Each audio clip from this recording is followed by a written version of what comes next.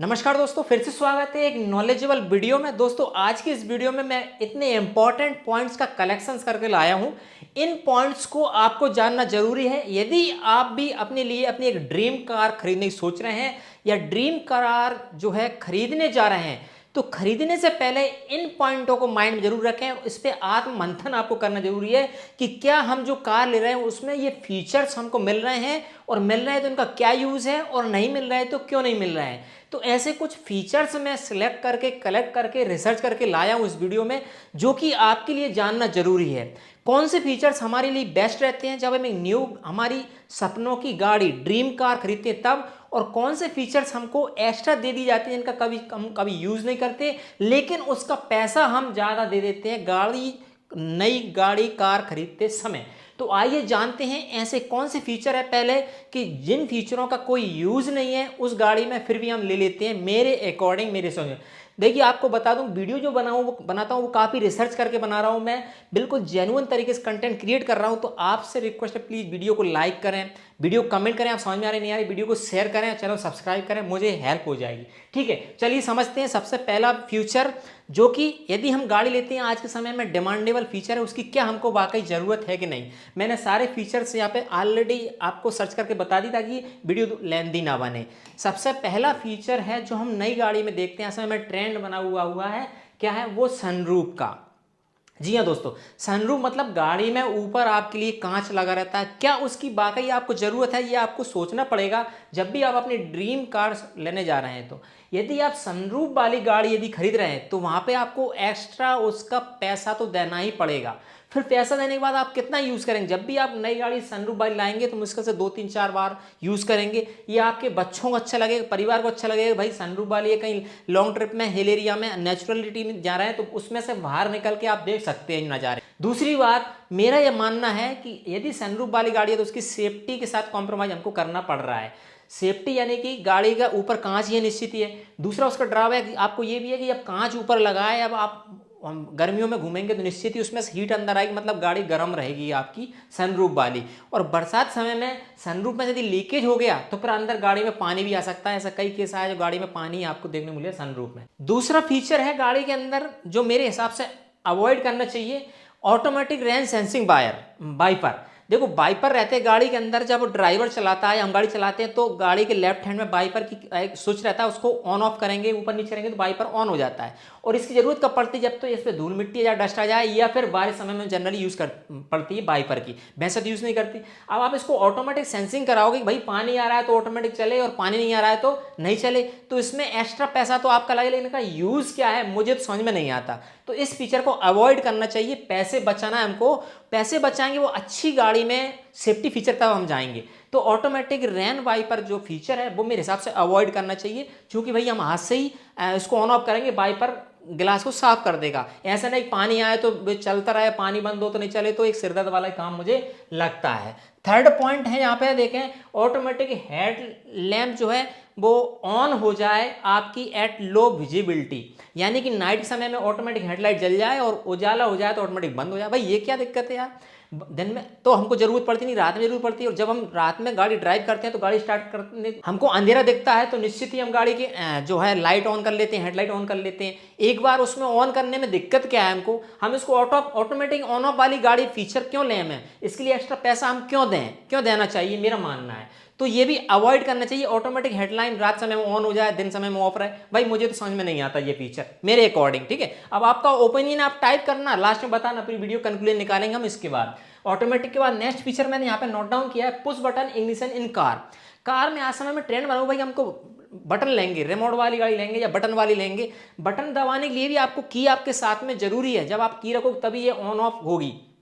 अब गाड़ी को स्टार्ट करने के लिए आप अंगूठे से प्रेस कर दो या की डाल के उसमें ऑन कर दो, उसमें समय कितना लगेगा भाई, उसको बार बार बंद चालू तो हमको करना नहीं है। एक बार आप की दबाया ऑन हो गया या बंद हो गई तो प्रेस बटन का, तो बात क्या, इसमें एक्स्ट्रा पैसा देना मेरे हिसाब से सही नहीं है। इसका पैसा भी हमको बचाना चाहिए नई गाड़ी खरीदती वक्त। कि जब आप नई गाड़ी लेने जाते हैं तो बताया जाता है कि भाई सर इस गाड़ी में कूल ग्लोब बॉक्स है, इसमें आप अलग से ठंडा कुछ रख सकते हैं, ठंडा कर सकते हैं, पानी बोतल रख सकते हैं, वो फ्रीज हो जाएगी, चिल्ड हो जाएगी। तो क्या इसमें अलग चिलर लगा हुआ है क्या, नहीं, एसी की एयर ही उसके अंदर दी जाती है, तो एसी तो वैसे ही आप ऑन कर चलते हैं तो गाड़ी पूरी ठंडी रहती है आपकी, तो पानी गर्म कहाँ से होगा, और होगा तो ठीक है भाई, इतना गर्म तो होगा नहीं, जब गर्मी लगेगी तो हम ऑटोमेटिक हम एसी भी ऑन कर लेंगे, तो इसका एक्स्ट्रा पैसा हम क्यों दें। तो ये भी मेरे हिसाब से अवॉइड करना चाहिए, cooled globe box in car, ठीक है।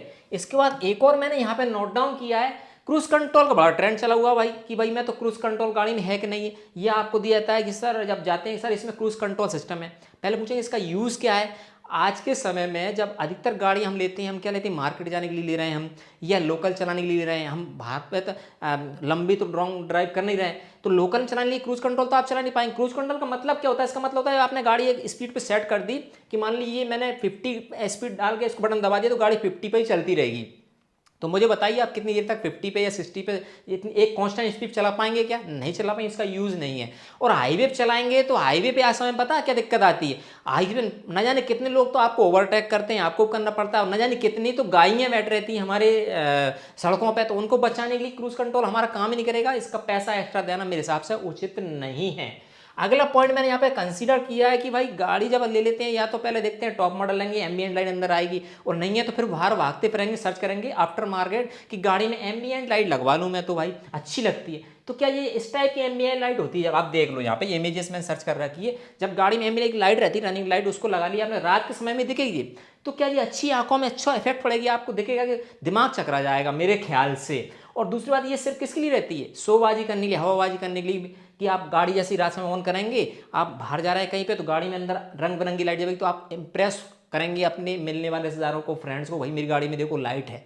तो मेरे ख्याल से ये यूजेबल नहीं है, इसका कोई यूज नहीं है इस टाइप का एम्बिएंट लाइट लगवाना गाड़ी के अंदर, ठीक है। आपका क्या ओपिनियन है वो कमेंट में बताते जाएं सब आप, है ना।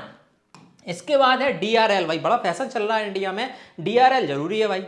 डीआरएल आया कहाँ, डीआरएल आया विदेशों से, जहाँ पे धूप कम निकलती है, रोड में दिखता नहीं है। सर्दियों मौसम देखा हुआ आप, कहने की जो जितना कोहरा छा जाता है वहाँ पे कुछ दिखता नहीं, तो वहाँ पे डीआरएल यूज़ में आती है, ताकि सामने वाले को दिखता रहे कोई गाड़ी आ रही है, ठीक है, या हमको ज़्यादा लाइट जरूरत है। तो लेकिन इंडिया में मेरे ख्याल से इस डीआरएल का यूज़ मुझे कुछ ज़्यादा लगता नहीं। ये इस टाइप आप देखें, इस टाइप की डीआरएल लगी रहती है गाड़ी में, इसका फुल फॉर्म होता है डे टाइम रनिंग लाइट, दिन में भी चले रात में चले 24 घंटे जलती रहे और लोगों को इंप्रेस करते रहे हम। भाई इसमें एक्स्ट्रा पैसा देने से मतलब क्या है, उस पैसे को हम दूसरी जगह यूज कर सकते हैं ना, सेफ्टी फीचर में, ठीक है। तो डीआरएल मेरे हिसाब से नहीं है, लेकिन ट्रेंड बना हुआ तो आप ले सकते हैं। अगला पॉइंट मैंने यहां पे लिखा है voice command in car stereo system. हर एक कार में आज के समय में कार में म्यूजिक सिस्टम तो आता ही है, अब उसमें भी आप बोलोगे सर इसमें मुझे वॉइस कमांड चाहिए, या डीलर आपसे बोलते हैं कि सर इसमें आप वॉइस कमांड से इसको रन कर सकते हैं, आप ऑपरेट कर सकते हैं। कैसे, हेलो जो भी गाड़ी है उसका नाम बोलेंगे, please on music, please increase volume, please down volume, या सॉन्ग चेंज करें, या बोलेंगे please open the door, open the window glass, open I close the window glass. ये आप बोलोगे फिर वो सुनेगा, कंफ्यूज होगा, उल्टा सीधा कर देगा, दिमाग चकरा जाएगा। आप इससे अच्छा आपको ग्लास डाउन करना है, ग्लास डाउन करना है तो आप ऑटोमेटिक अप डाउन कर लो ना विंडो ग्लास, या फिर म्यूजिक चलाना तो ऑन ऑफ में से खुद ही ऑपरेट कर लो, उसमें हाथ से क्या दिक्कत है, अपने साथ सिलेक्ट कर लो, उससे बोलोगे उस फोल्डर में जाओ, ये करो वो करो, वो कंफ्यूज हो जाएगा, आपका दिमाग चकरा जाएगा। तो इसका पैसा एक्स्ट्रा देने में क्या मतलब है मेरे को। तो ये तो होगा अननेसेसरी या अनयूजुअल फीचर्स, ठीक है। अब इसके बाद हम देखें कि इसमें हमको जब गाड़ी ले रहे हैं तो ये फीचर अवॉइड करने के साथ कौन से फीचर इनको कंपलसरी हमको रखना चाहिए, या डीलर्स बोलेंगे भाई ये फीचर है क्या, आपको खुद को बोलेंगे भाई ये फीचर है सर इस गाड़ी में, मुझे ये फीचर चाहिए। कैसे फीचर, अब देखें आगे बढ़े, ठीक है।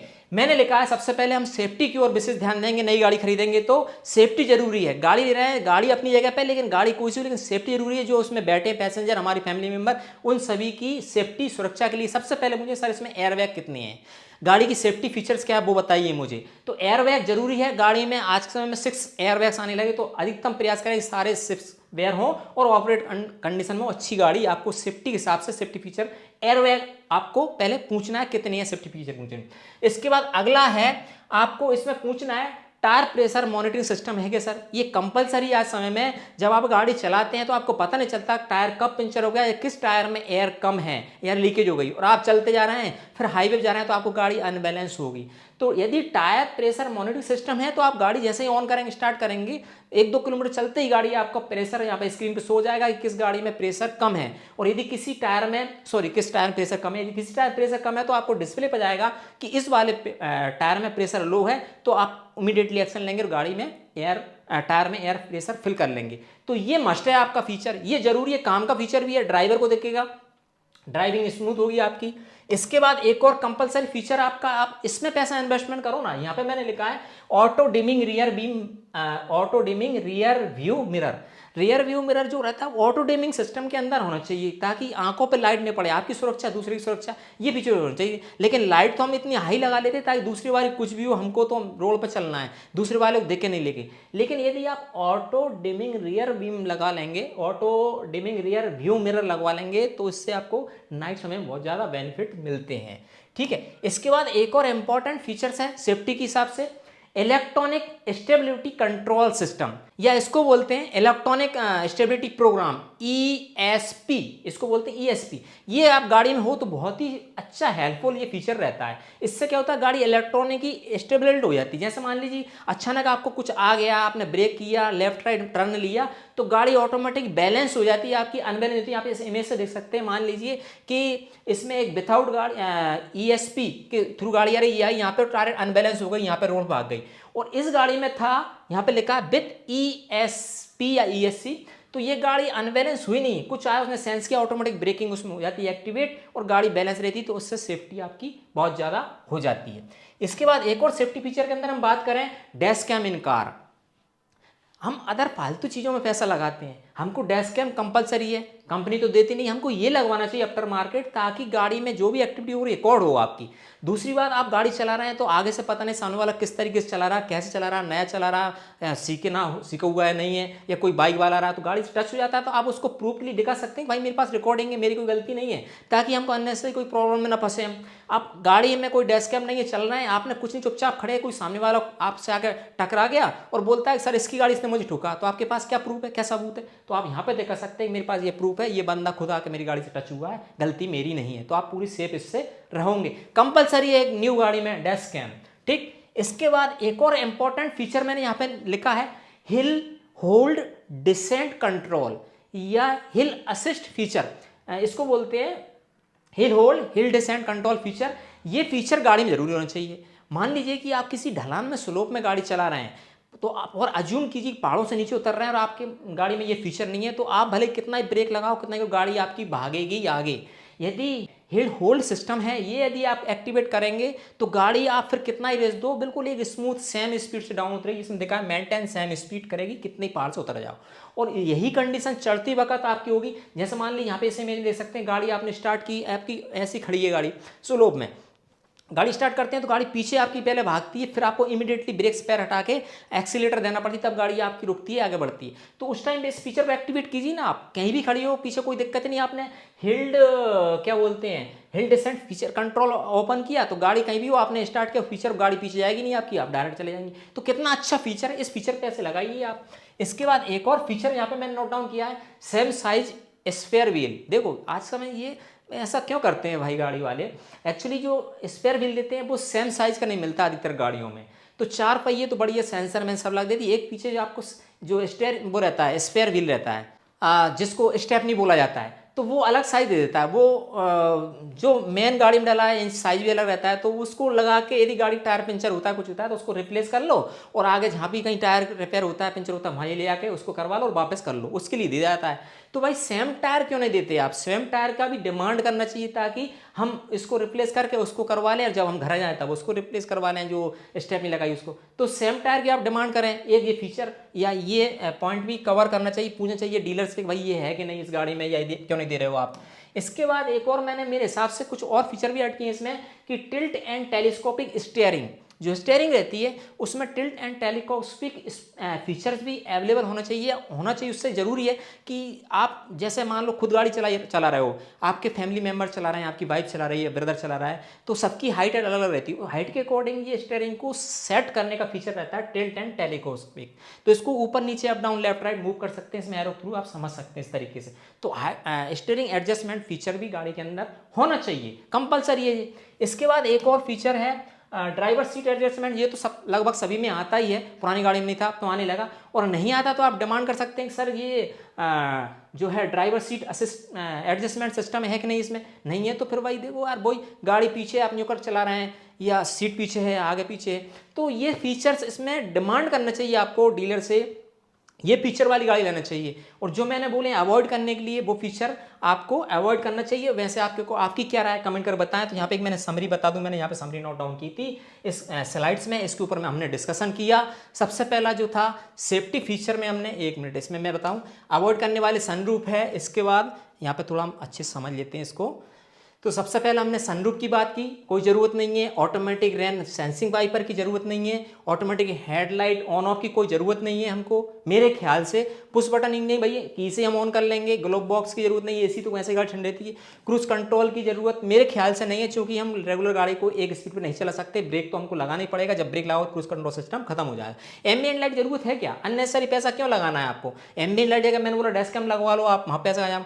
DRL डे टाइम रनिंग किसको दिखाना है आपको, आप अपनी गाड़ी अपने हिसाब से चलाओ भाई, बाहर दिखाने की। और वॉइस कमांड क्या यूज है इन फीचर्स का, आप खुद कंक्लूजन निकालें और कमेंट करें वीडियो में, ठीक है नीचे। अब अगला फीचर जो देखें, अगला जो है इसमें सेफ्टी फीचर की हम बात कर रहे थे, जो हमने डिस्कशन किया ऑलरेडी, एक बार रिमाइंड कर लेते हैं। सेफ्टी फीचर में एयरबैग्स की आप डिमांड कर सकते हैं भाई, कितनी सेफ्टी फीचर में। टायर प्रेशर मॉनिटरिंग सिस्टम आप ले सकते हैं। Auto dimming rear beam mirror, जो ऑटो बीम जो ऑटोमेटिक ही आपकी लाइट कम ज़्यादा करे, डिम करे। इलेक्ट्रॉनिक स्टेबिलिटी प्रोग्राम ESP के अपने बारे में बात कर ली। डैश कैम के बारे में बात कर ली। Hill hold assist and hill descent control system जरूरी है, बहुत ज़्यादा काम में आता है जब आप स्लोप एरिया पर, ढलान एरिया पर चलते हैं तब। सेम साइज स्पेयर व्हील की डिमांड करना है हमको।